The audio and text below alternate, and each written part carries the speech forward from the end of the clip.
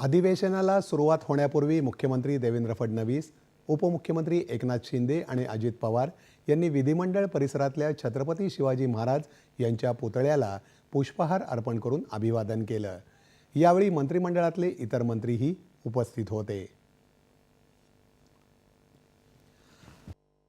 छत्रपती शिवाजी महाराज की जय। छत्रपती शिवाजी महाराज की जय।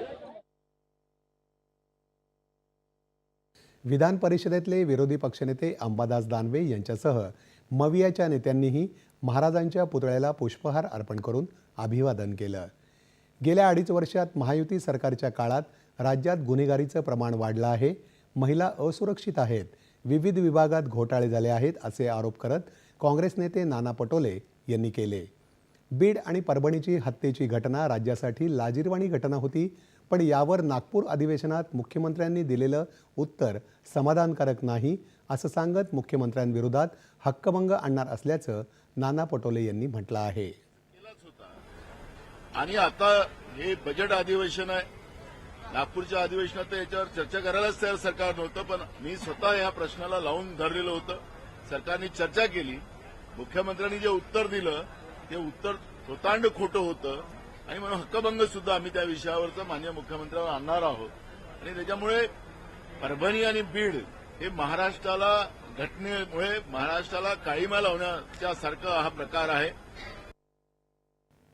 विधिमंडळ नियमानुसारच विधानसभा आणि विधान परिषदेत विरोधी पक्षनेत्याची निवड केली जाईल असंही त्यांनी यावेळी सांगितलं।